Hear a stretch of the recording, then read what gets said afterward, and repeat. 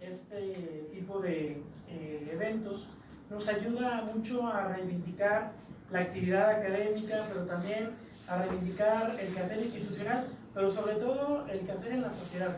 Aquí ya es un momento en el que la ciudadanía se tiene que involucrar en todos estos procesos, y si se fijan, ahorita pareciera que existe un desapego entre la clase política, entre los ciudadanos en general, y mucho más, pues, ¿qué puedo decir de los jóvenes? Los jóvenes muchas veces repudiamos y mandamos al carajo a la política, pues precisamente porque no vemos a veces reflejadas esas realidades o esos deseos o esas ganas de que lo que a mí me pasa y a que a mí me ocurre, pues realmente se vea transformado en política pública o se va reflejado en política pública. Pues yo voy a empezar con una plática, esta plática, pues bueno, antes que nada quiero agradecer al doctor Juan Carlos Guerrero, director de la unidad académica, así como al doctor Raúl Federico, que nos hizo el honor de invitarnos, a la doctora Vanessa Musevi Gómez, a la doctora Val Bey Mola, Bricia Guerrero, Agustina Aguilera y a nuestro buen amigo Ivanoé Martínez Ponce, que también lo acabo de saludar. Y bueno, pues hoy les voy a empezar a platicar. Es una charla más que una ponencia, quiero que lo vean así, es sobre gobernabilidad y planeación. Si bien es cierto, gobernar ahorita en democracia pues es muy complicado. Ahorita decimos, bueno, pues es que gobernar cualquiera podría, ¿no? Pero dices, no, no es cierto, gobernar es muy complicado. Y ahorita hay un déficit de la democracia, y ese déficit, ahorita vamos a analizarlo por qué, regresa un poquito. Y bueno, los problemas que tiene esta democracia solamente los vamos a resolver con más democracia. ¿Y por qué es tan difícil gobernar en esta democracia? Es muy difícil gobernar porque tenemos una economía global, pero es importante que el gobierno territorial aprenda a desarrollar capacidades y habilidades en la gente. Y en ese sentido, eso nos está, muchas veces estamos pensando en lo global, pero estamos descuidando lo territorial, estamos descuidando nuestra identidad, nuestra vocación productiva. Muchas veces queremos estudiar carreras afines a otras sociedades, cuando dices, bueno, la realidad de Zacatecas es otra. Entonces tenemos que adecuarnos a la sociedad productiva y a la realidad productiva de Zacatecas. ¿Por qué también es complicado? Porque hay una fragmentación del poder. Antes el poder estaba concentrado en 3 o 4 grandes corporaciones políticas, los sindicatos ciudadanos. Ahora el poder está en las redes sociales, el poder está en cada uno de ustedes, y el poder cada vez está mucho más atomizado.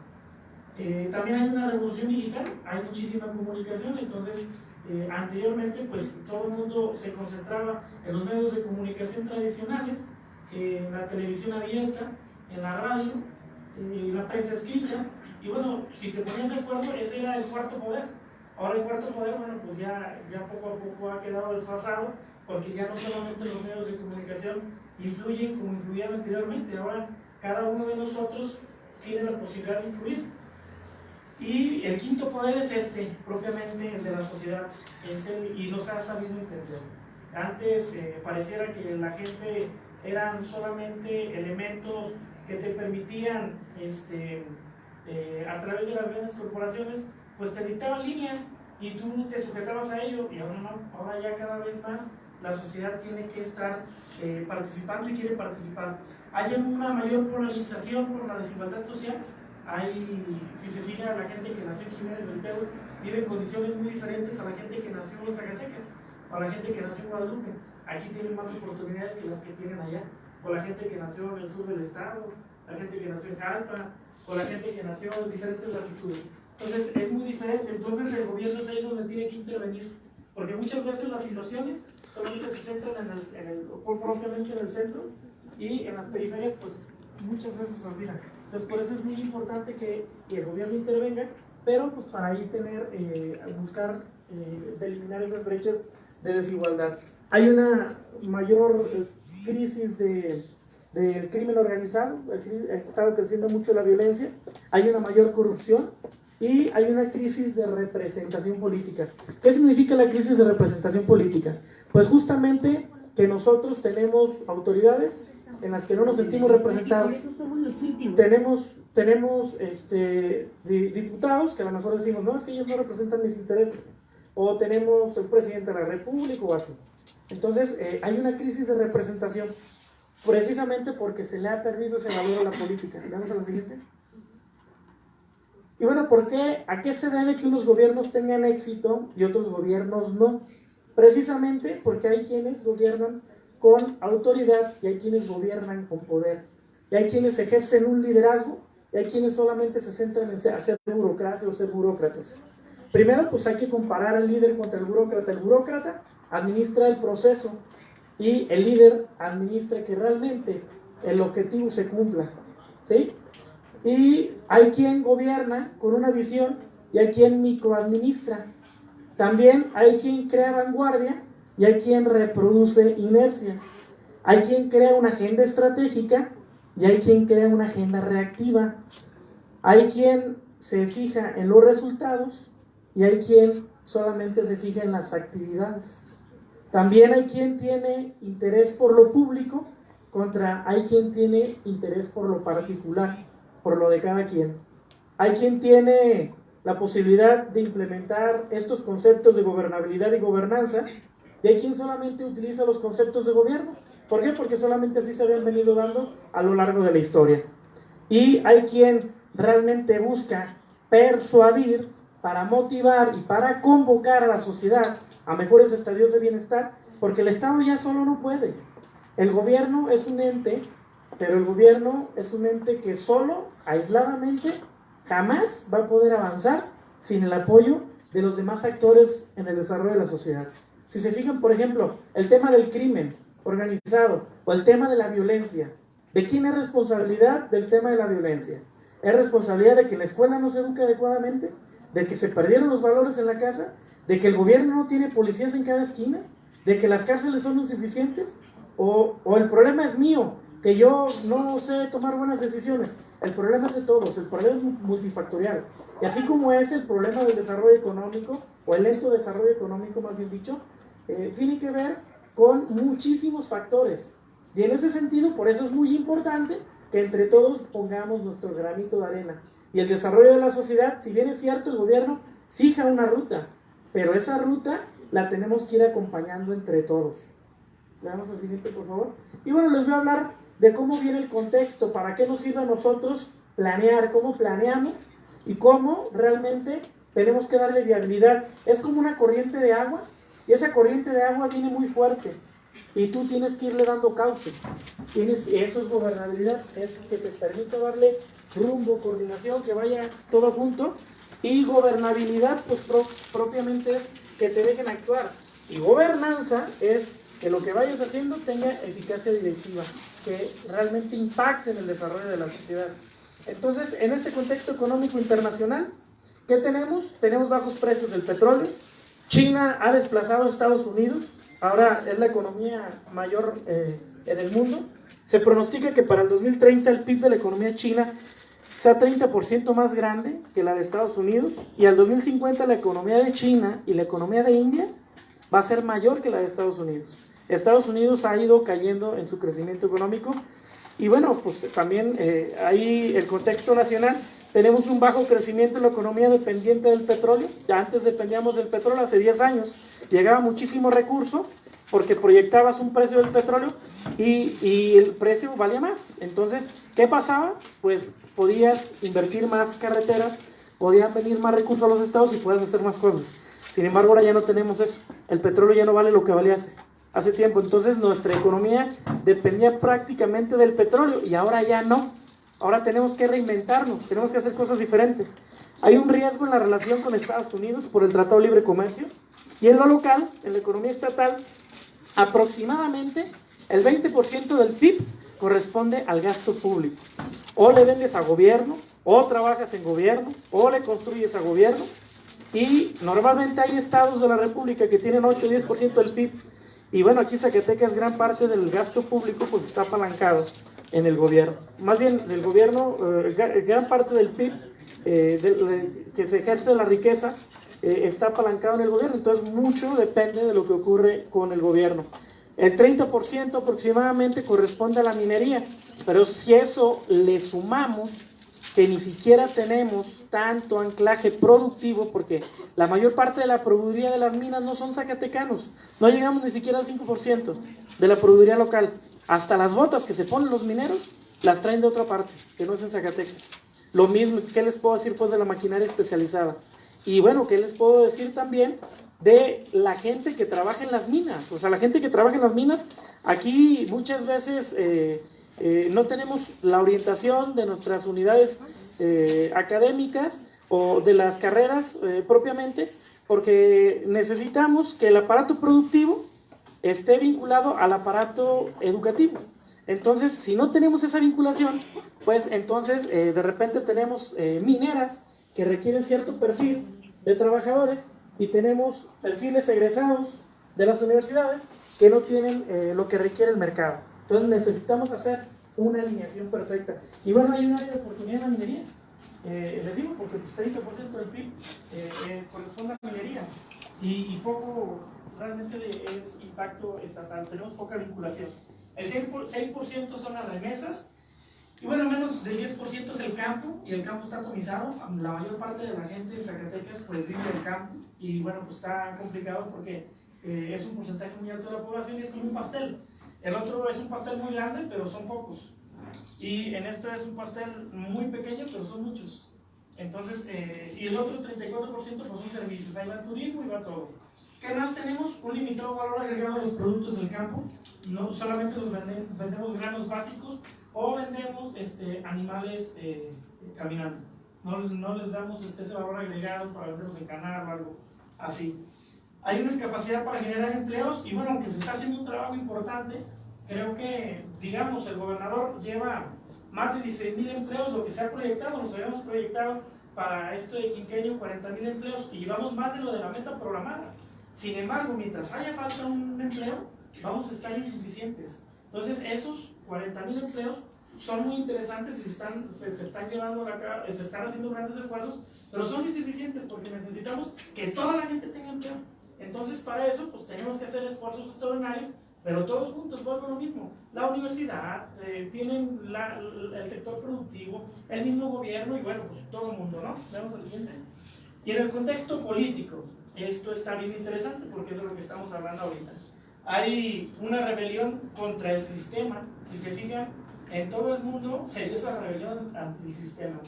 El Brexit, todo el mundo jamás pensaba que se iba a salir Inglaterra de la Comunidad Europea, y pasó. Jamás nadie pensaba que la gente iba a decir no el alto al fuego, sino que cesara ya el conflicto que tenían en Colombia con el crimen organizado, y la gente votó en contra.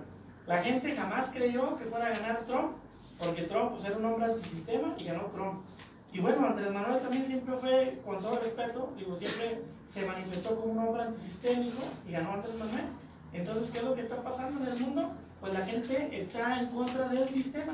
¿Por qué? Porque siente que el sistema no está representando sus intereses. A eso pues, es una revolución de actores que se sienten expulsados del sistema. Eso está pasando en el mundo, no fue una corriente solamente en México. Y bueno, en lo nacional, independientemente de lo ocurrido el pasado 1 de julio, aún sigue existiendo los dos Méxicos: el México de los ciudadanos y además el México de los políticos. Por un lado va la clase política y por otro lado va la clase ciudadana. Y hay muchísima corrupción, también igual que en otras partes, desconfianza, y provocan desvínculo de los ciudadanos con sus gobiernos. En el local existe una crisis de credibilidad institucional, porque aunque las cosas se vayan haciendo y vayamos evolucionando de manera correcta, la gente no cree por el simple hecho de ser gobierno. Y les digo yo, si así pusieras a Papa Francisco y le dijeras y le dieras el título de gobernante, así en un 2x3 se le cae la imagen. Digo, porque siendo realistas, ahorita está muy desacreditada la política. Y ahorita justamente, como está tan desacreditada la política, tenemos una gran oportunidad como generación de devolverle la dignidad a la política, pero haciendo cosas positivas y participando. Y ahorita les voy a comentar más. Y bueno, hay compromisos financieros y una incapacidad directiva de los gobiernos. ¿Vamos al siguiente? Y bueno, esta es también una parte bien interesante. Hay un autor a un autor que se llama Moses Naim. Él es venezolano, fue el ministro de Fomento Económico, y nos comenta que en el mundo hay 3 revoluciones incomprendidas. ¿Sí? La primera revolución es la revolución del más. Bueno, ahorita, este hombre nos habla que hay 2 vectores en este tema de la revolución incomprendida, que el poder es cada vez más débil. Hace ratito hacíamos la comparación de Gerald Ford y ¿quién era y Kennedy.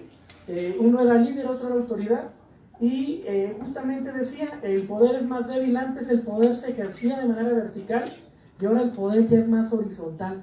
Ya el poder es cada vez más débil, es más transitorio y es más limitado. Ya no es lo que era antes. Entonces, por eso, el proceso de gobernar se vuelve más difícil. Ya estábamos entrando a la etapa de la gobernanza, en donde decíamos, ahora solamente hay que tener eficacia directiva. Pues sí, pero también la gobernabilidad es importante. ¿Por qué? Porque las crisis de seguridad, las crisis económicas y todo eso te da una ingobernabilidad. Y bueno, pues, ¿de qué manera estas nuevas características del poder están configurando el mundo actual, tanto para los que poseen el poder como para la mayoría de la población? Este autor nos habla de que existen 2 vectores, que existen 3 revoluciones y que además una fragmentación del poder. Les decía, antes había sindicatos, pero ahora no. Ahora sí existen los sindicatos, pero ya perdieron fuerza, ya está mucho más atomizado, hay muchas células y con las que tienes que negociar. Y ahora, si antes hacías política y luego la dejas de hacer, y ahora resulta que son más actores, pues tienes que multiplicarte y hacer mucho más política. Pero la política se tiene que hacer a diario, y no solamente la política no es el hecho de ser político.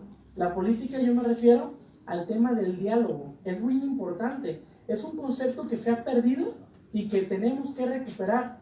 Y si no recuperamos ese concepto, vamos a perder generaciones completas, porque no nos vamos a poder poner de acuerdo, porque no vamos a poder evolucionar y no vamos a poder avanzar.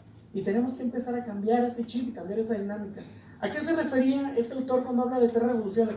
Y no me van a dejar mentir, sobre todo los maestros que tienen muchísima experiencia, y nos van a dejar muy claro. A ver, hay más de todo en este mundo. Hace 20 años, las condiciones eran muy diferentes a las que tenemos ahora. Las condiciones en las que vivieron nuestros padres son muy diferentes a las que nos está tocando vivir a nosotros y a las que les está tocando vivir a ustedes y que les va a tocar vivir a nuestros hijos. Entonces, hay un aumento de todo, hay un aumento en el nivel de vida, hay mayor educación, hay más salud, hay más países, hay más esperanza de vida, hay más información, hay más relaciones con otras personas. Se trata de cambios cuantitativos, pero también son cualitativos. Y eso ha provocado una segunda revolución, que es la revolución de la movilidad. Y esto habla de cambios que se expanden y circulan cada vez más. Hay más gente, hay más dinero, hay más productos, hay más tecnología, hay más información. Los estilos de vida se mueven a un menor costo de un lado a otro. Hay más intercambios académicos, hay más migración, hay más de todo. Y eso, más vuelos en avión, mucho más baratos, hay más caminos, hay más autopistas, hay más automóviles, hay más formas de comunicarse, hay más internet, hay más Facebook, que nos permite conectarnos y comunicarnos a diario, hay más Instagram, hay más de todo. Pero eso también ha provocado una tercera revolución, que es la revolución de la mentalidad. ¿A qué se refiere la revolución de la mentalidad? Pues yo ya alcancé a revisar cómo viven en otras latitudes del mundo. Mi prima, que se fue a estudiar a Europa el año pasado, ya vino y se dio cuenta cómo viven allá y por qué nosotros no podemos vivir así. Y si en Estados Unidos tienen esto, ¿por qué nosotros no? Entonces empieza a revolucionar también la mentalidad. Entonces las 2 primeras revoluciones provocaron la tercera revolución, que es la revolución de la mentalidad. Y eso pues ha traído a que la sociedad ha evolucionado mucho más rápido, muchísimo más rápido, junto con la tecnología, que la capacidad de cualquier gobierno de ponerse a la altura de las exigencias ciudadanas. Entonces eso ha provocado un desfase, que la sociedad evoluciona mucho más rápido y el gobierno va mucho más lento. No hemos sabido como gobierno subirnos a la ola ciudadana. ¿Sí? Pues yo creo que apenas estamos aprendiendo a surfear cuando ya viene la nueva ola, ¿no? Porque la tecnología va cambiando y también las comunicaciones, y la sociedad sí se adopta muy rápido a las nuevas realidades y nosotros no. Entonces, por eso es bien importante también que desde el gobierno se abran, y hay un nuevo concepto que ahorita más bien les voy a platicar. Y bueno, lo de los micropoderes, le seguimos. Ahora, ¿cómo vamos a iniciar? ¿Qué tenemos que hacer? ¿Cómo iniciamos? Son muchos escenarios y lo podemos resumir de una manera. Urge cambiar nuestra forma de pensar el poder para poder enfrentar una oleada de innovaciones, de tendencias, de movimientos que empezarán desde abajo. Será caótica, lenta, pero inevitable. Es urgente que nos adaptemos a la nueva realidad. Ni Trump, ni el Brexit, ni AMLO, ni nadie, nada podrá contenerlo. Por eso es muy importante que tengamos la perspectiva de montarnos en esta ola. Y bueno, la neta, hablando claro, diciendo, son tiempos muy difíciles para una política impredecible. La política ahorita es sumamente impredecible. Y salir en defensa ahorita de la política y de los políticos es tan complicado que todas las precauciones y todas las previsiones son insuficientes. No pueden y no podemos, aunque tú digas, voy a tomar todos los elementos y voy a salir muy bien cuidado, son insuficientes. Y bueno, ahorita es momento de reinventar la política. La política no puede servir así, no puede servir porque así no sirve a nadie. Este modelo se agotó. Este modelo, ¿o acaso ustedes creen que este modelo muestra perspectivas de futuro?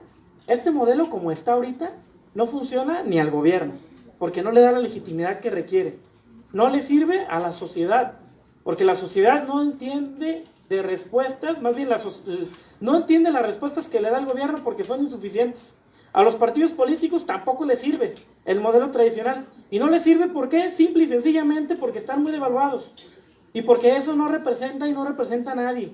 La gente no se siente representada. La gente muchas veces va y vota por el hartazgo y porque ya no quiere los mismos, que porque, y no está pensando en el futuro. No está pensando en decir, este proyecto es mejor para Zacatecas, este proyecto es mejor para el país. No, yo ya estoy cansado de estos, y ahora que vayan otros. No, pero pues es que van a robar igual. No, hombre, pues que roben, que acabo ya con el simple hecho de que sean otros. Entonces, ¿qué está pasando? En la sociedad no nos estamos metiendo en la idea de que la sociedad tiene que evolucionar, pero con todos. No solamente el gobierno. O sea, el gobierno es una cosa y la sociedad es otra. Pero no podemos ir separados, tenemos que ir juntos. ¿Sí? Y bueno, urge rehacer la política, pero no desde la cúpula.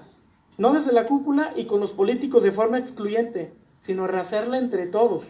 Donde los únicos privilegios deben ser el diálogo y la participación de la sociedad. Porque es lamentable que los instrumentos institucionales para que ello ocurra sean insuficientes. No hay, ahorita por ejemplo tú puedes decir, yo quiero y tengo una propuesta de política pública, pero ¿quién te va a escuchar? ¿Tu diputado? ¿Tu secretario? ¿Tu funcionario? No, porque no existen canales institucionales en las que tú puedas proponer una política pública. Entonces, ¿qué pasa? Pues mejor voy a redes sociales y de ahí golpeo, ¿verdad?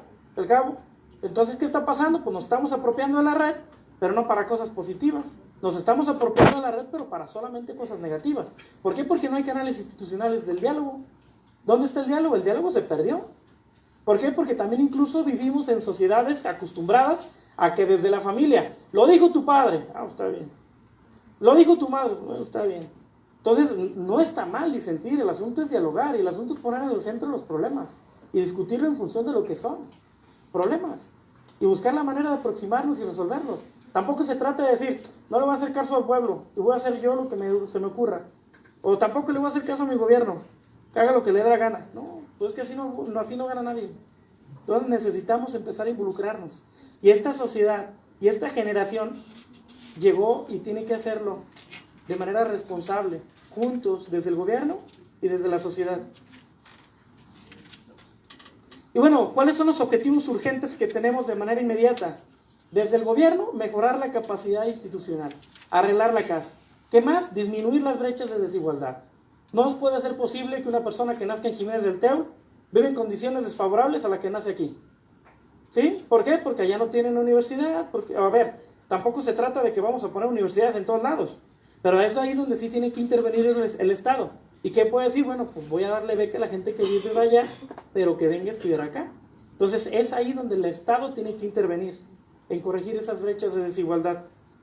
¿Qué más tenemos que hacer? Pues generar competitividad, generar riqueza en el territorio. Si tenemos una vocación productiva y si tenemos un subsuelo que se dedica a la minería, bueno, pues entonces me voy a hacer abogado y ya que termine yo de abogado, pues me voy a vincular a las empresas mineras porque algo puedo ayudarles a las mineras a resolverles sus conflictos, ¿sí? Pero entonces no estemos pensando en poner aquí en la López Velarde un despacho, y digo, si la oportunidad está allá, bueno, pues hay que vincularnos al sector productivo.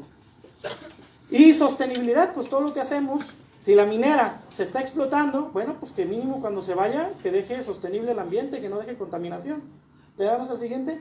Y bueno, para todo esto se tiene que planear. Este es el diagnóstico de cómo estamos, cómo viene el mundo, qué es lo que existe, cómo estamos en el territorio. Y en base a eso es como se planean los programas de gobierno. Y un programa de gobierno que dicte las líneas y las directrices hacia dónde tiene que ir el Estado, en qué dirección.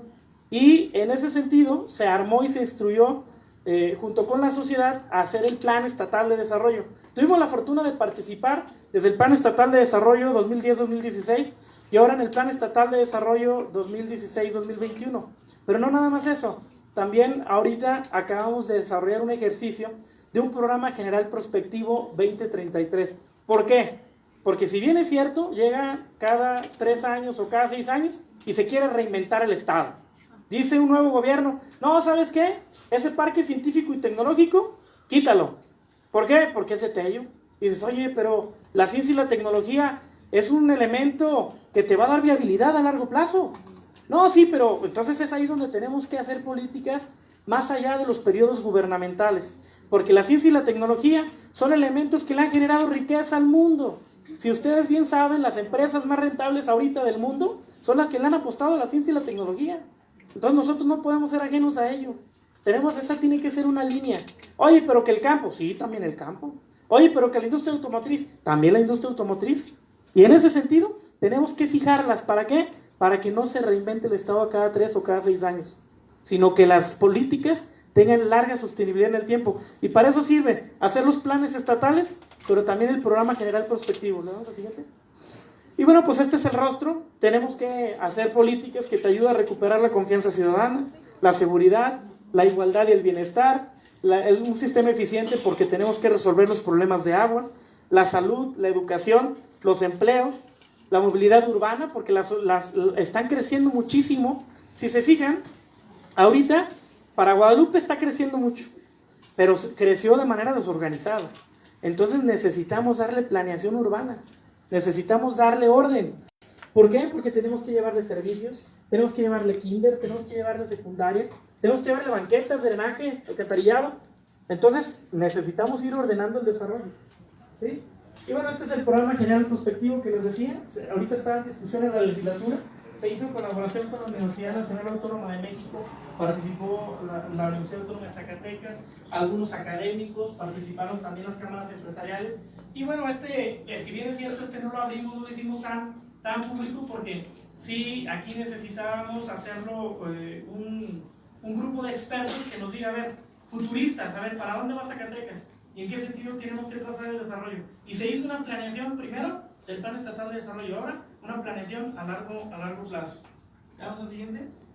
Y bueno, también, si se fijan, dividimos Zacatecas en 8 territorios. Estos 8 territorios pues, nos va a permitir realmente impulsar la vocación productiva de cada región. Si se fijan, el sur del estado, allá para Tuchipila, para Jalpa, Tlaltenango, Tepechitlán, pues es una zona ganadera. Entonces, en ese sentido, tenemos que armar programas de desarrollo económico en función de la ganadería. Vamos para el norte, pues allá es más minero, y allá tienes que armar programas de desarrollo en función de la minería, o para Mazapil, que tiene ganado menor, pues ahí hay un área de oportunidad para darle ese valor agregado y vender producto a Saltillo, que realmente ellos consumen muchísimo cabrito, entonces hay que darle viabilidad y hay que armar proyectos de desarrollo, pero en función propiamente de las características y rasgos de cada región del estado. Para eso se hicieron estos programas regionales. Y bueno, ¿cómo lo vamos a hacer? En el mundo se ha empezado a consolidar una de las iniciativas más importantes de acceso a la información del Estado por parte de los ciudadanos. Este es el Open Government, o el gobierno abierto. ¿A qué se refiere esto? El gobierno se tiene que ir abriendo. ¿Por qué? Porque el gobierno no puede tomar las decisiones detrás de un escritorio, ni los puede hacer en solitario, sino el gobierno tiene que invitar a los actores de la sociedad, tiene que invitar a la academia, tiene que invitar a los jóvenes, tiene que invitar a todo el mundo a que junto con el gobierno pudieran estar desarrollando propuestas de política pública. Y bueno, esta iniciativa ubica el conocimiento y la transparencia como bienes públicos prioritarios. El desarrollo del Estado no solamente es del gobierno, el desarrollo del Estado es un bien de todos, es un bien público. Y para eso tenemos que participar todos. Y bueno, esto promueve la participación activa de los ciudadanos en el desarrollo de las políticas públicas de un país. También quienes se han sumado a esta iniciativa propician sociedades más democráticas y participativas, que son principios elementales de la gobernanza. Y bueno, el Internet precisamente nos ha cambiado la vida, nos ha cambiado todo. Y bueno, esto forma, en la forma en que nos informamos y nos comunicamos, pues nos ha dado una pauta de que hemos evolucionado más rápido como sociedad y pasamos de ser sujetos pasivos, que anteriormente solamente analizábamos el desarrollo, a volvernos a convertir agentes y ser sujetos activos que emiten y difunden opiniones a través de las redes sociales. Y pasamos de debatir con personas cara a cara a incorporar el debate digital con hombres. Y digo, no me va a dejar mentir, aquí hoy nos acompaña Alfredo Díaz Barriga. Alfredo pues es un chavo muy talentoso que se ha pasado por diferentes partes del mundo y en el país exponiendo formas de debate público, pero él mismo se ha dado cuenta. ¿Nos escucha?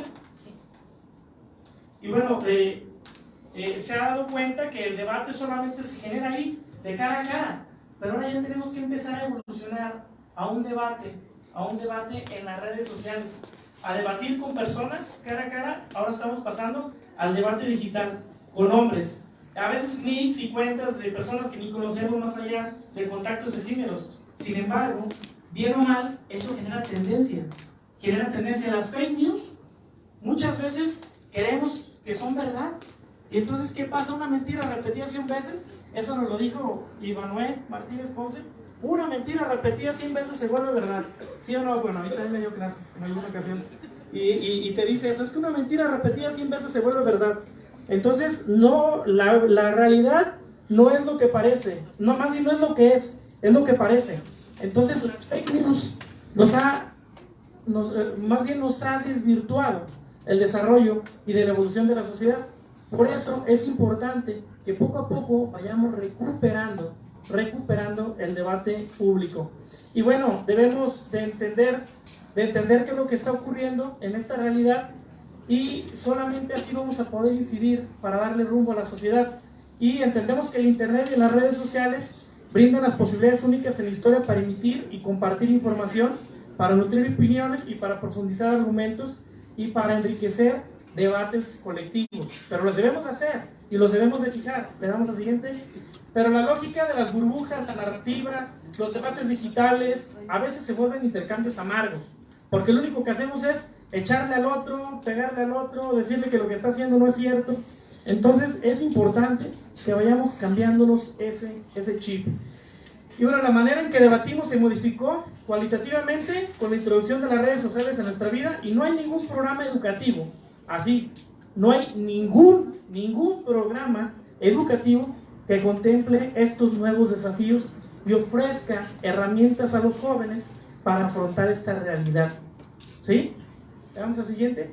Y bueno, decirles que nosotros desde la elaboración del Plan Estatal de Desarrollo dijimos, necesitamos que en el ciclo de las políticas públicas la sociedad esté involucrada.